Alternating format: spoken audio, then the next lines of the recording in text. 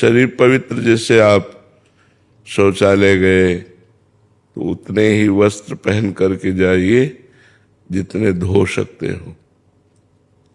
सुमित जी हरियाणा से। श्री हरिवंश। राधे राधे महाराज जी। महाराज जी, जब से आप हमारे जीवन में आए हो, राधा नाम का इतना प्रभाव है कि मन में अपार आनंद रहने लगा है। महाराज जी, भक्ति मार्ग पर चलते पवित्रता का अर्थ समझना चाहता हूं कि पवित्रता का अर्थ ब्रह्मचर्य का पालन करना है क्या? नहीं, पवित्रता का अर्थ है शरीर पवित्र करना, वाणी पवित्र करना और मन पवित्र करना। शरीर पवित्र जैसे आप शौचालय गए तो उतने ही वस्त्र पहन करके जाइए जितने धो सकते हो। नहीं तो आजकल तो बंद व्यवस्था है, आप शौच हुए, स्नान किए, अंगोछे से पोछा और फिर अपने कपड़े धारण कर लिए। अगर आप शौच वाले कपड़े पहने हैं तो आप अपवित्र हैं। पवित्रता का जितना निर्वाह करोगे उतना बढ़िया चिंतन चलता है। लघु शंका गए, आप खड़े खड़े लघु शंका कर रहे हैं, आपके पैरों में छिट्टी पड़ रही, फिर आपने मूत्रेंद्रिय को प्रक्षालन नहीं किया, धोया नहीं, फिर हाथ नहीं धोए, आचमन नहीं किया, आप अपवित्र हैं। कुछ भोजन पाया, आचमन नहीं किया, अच्छे से कुल्ला नहीं किया, आपका मुख अपवित्र है।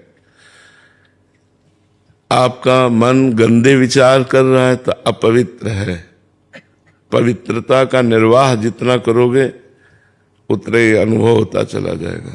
अब जैसे हमें भोजन पवा दिया जाए तो हम पता चल जाएगा कि बनाने वाला क्या सोच रहा था, कैसे बना रहा था।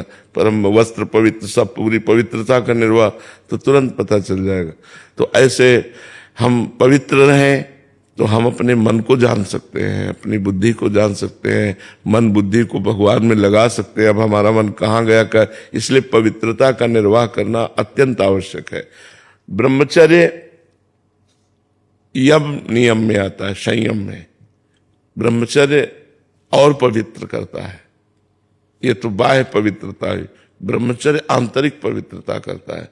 यदि हम गृहस्थ में भी हैं तो जितना खींच पावे, महीने, 2 महीने, 4 महीने ब्रह्मचर्य रहे, जितना अधिक से अधिक। ब्रह्मचर्य एक अमोघ शक्ति है जो आपको हर समय उत्साहित रखेगी, स्मृतिवान रखेगी, शरीर को स्वस्थ रखेगी, मन को स्वस्थ रखेगी, नेगेटिव विचारों को रौन देगी, पॉजिटिव विचारों को उत्पन्न कर देगी।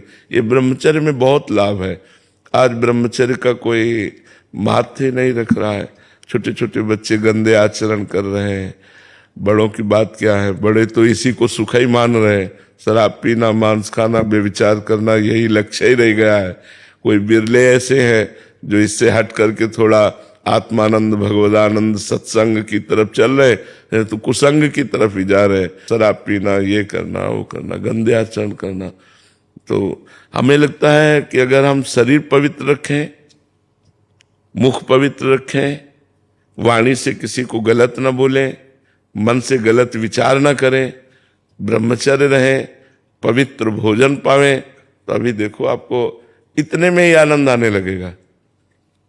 राधा नाम जपिए और इतना कीजिए तो इतने में ही आनंद आने लगेगा। अब आप हमें 10 मिनट छोड़ दें, हम चुपचाप बैठ जाए, बाहरी स्मृति खत्म हो जाएगी, बैठे हैं नहीं।